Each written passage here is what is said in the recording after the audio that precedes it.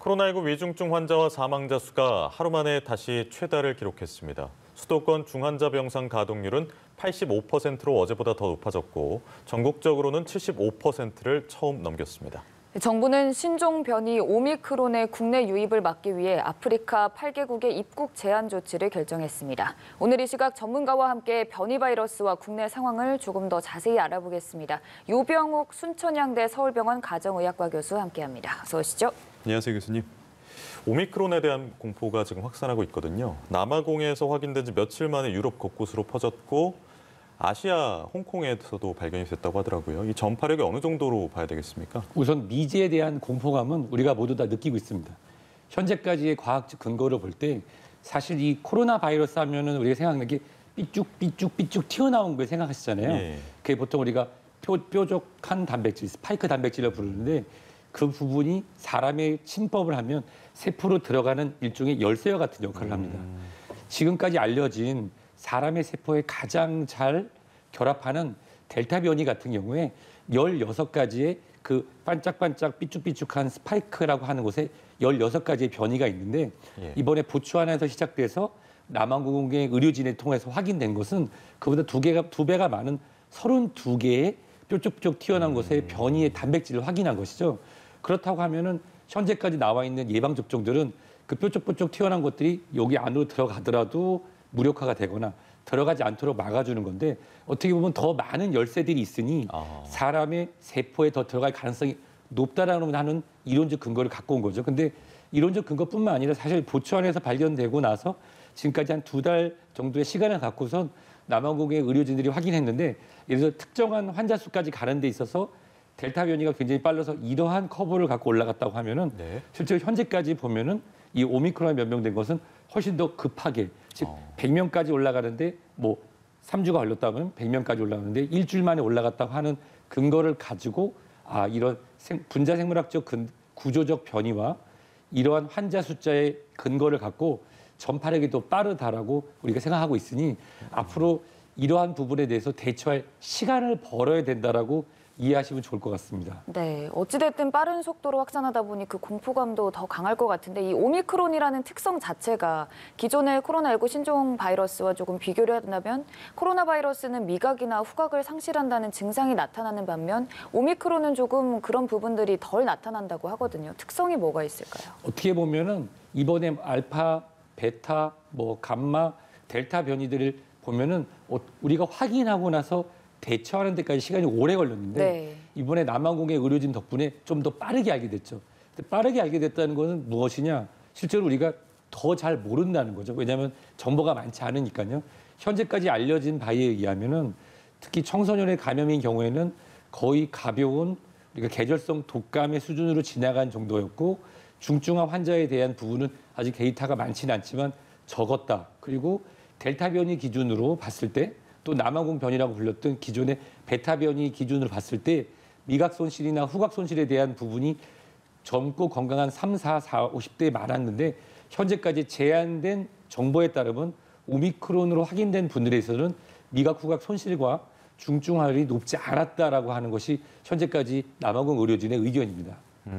보통 바이러스의 생리라는 것이 감염력이 높아지면 치명률은 조금 낮아지는 게 생리인데 델타 변이 같은 경우는 그런 생리를 따르지 않는다고 해서 좀 많은 논의가 됐었습니다만 이번에 이 새로 생긴 변이 같은 경우에는 감염력이 좀 높아진 대신에 치명률은 낮아졌다라고 보면 되는 거죠. 우선은 이 델타 변이에 대해서 한번 우리 시청자 여러분들하고 말씀을 나누고 싶은 게 북반구의 겨울 그리고 북반구에 있는 유럽이나 그다음에 대한민국 그리고 미국 같은 이런 선진 국가에서 방역이 어느 정도 완료가 됐다는 자신감에 방역의 완화 그리고 이 예방접종을 2차까지 완료한 사람들이 6개월 이상이 지났다는 이 세 가지가 겹쳐진 상황에서 재확산이 되고 고위험군에서 마치 다시 중증화에 올라간 처럼 보이기 때문에 델타 변이 그 자체로 봤을 때 기존의 알파랑 베타 변이와의 직접적 통계적을 보면은 아까 말씀하신 것처럼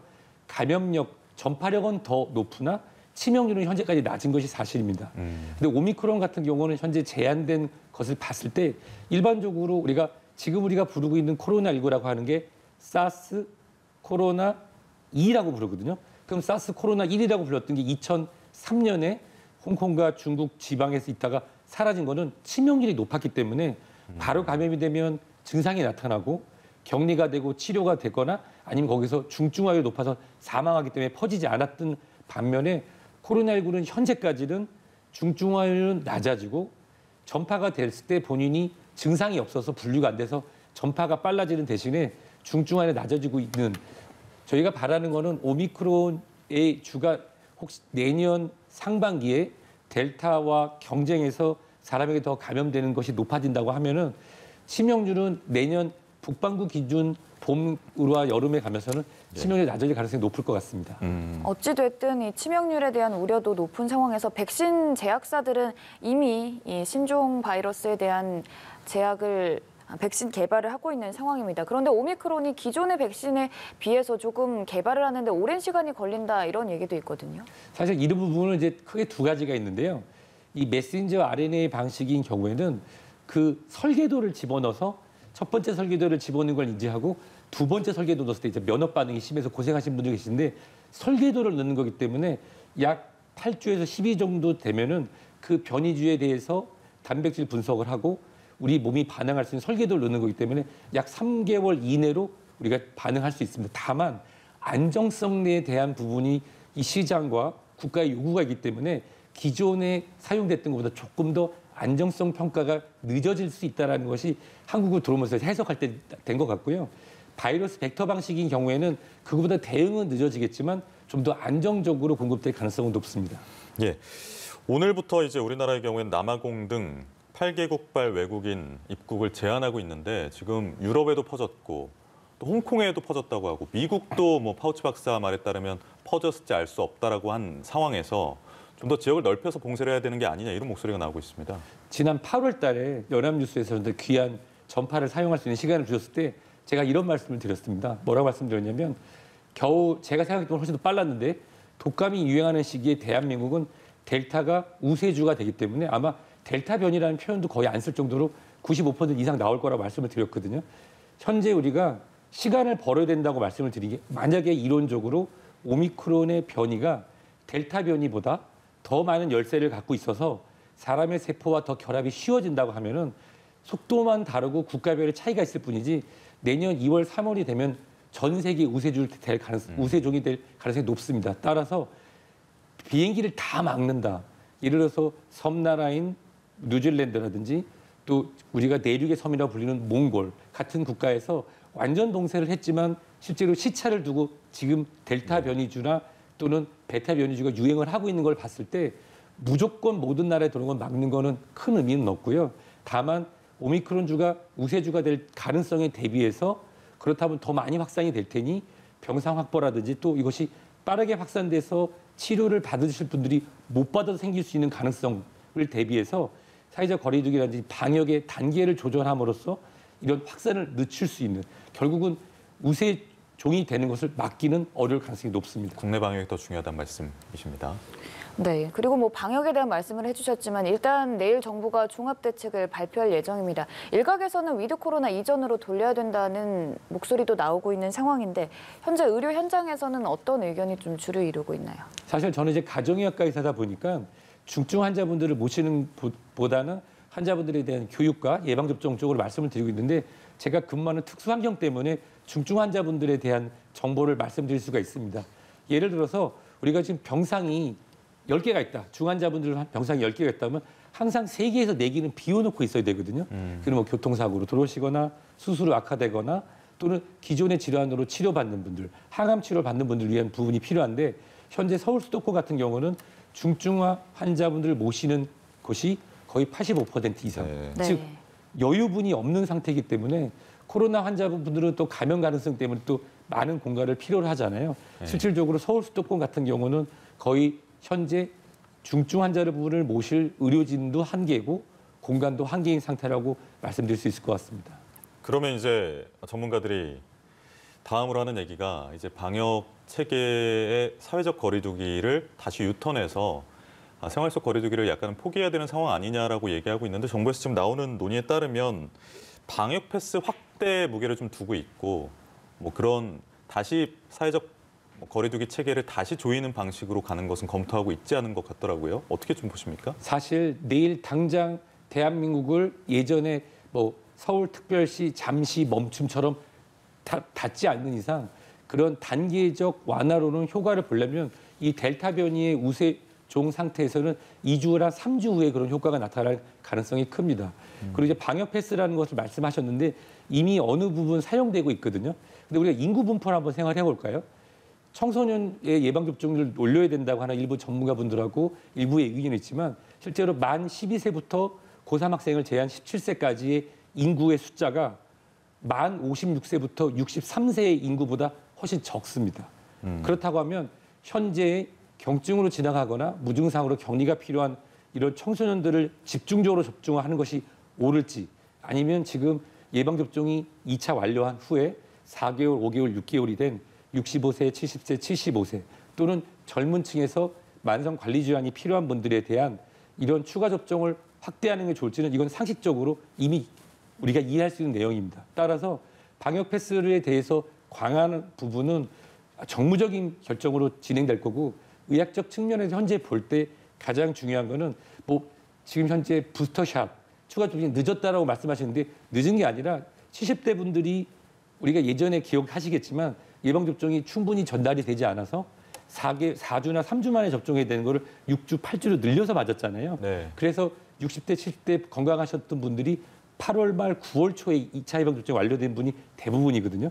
그분이 지금 4개월, 5개월 되니까 지금 신청해서 지금 맞으면 됩니다.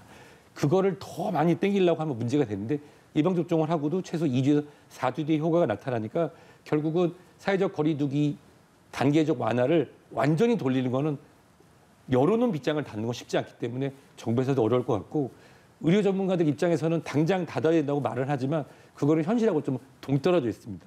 따라서 현실에 대해서 정확하게 우리가 알 수 있도록 언제 2차 예방접종이 완료됐으니 언제 부스터샷이 어떤 연령에 시작돼야 된다. 너무 늦었다는 표현보다는 그렇게 됐을 때 2주, 4주에는 효과가 어떻게 나타났다는 것을 이번 주, 다음 주에 충분히 말씀을 드린다고 하면은 아마도 단계적 완화가 더 완화될 가능성은 적지만 다시 걸어 잠그는 거는 정부적으로 어려울 거로 판단이 됩니다.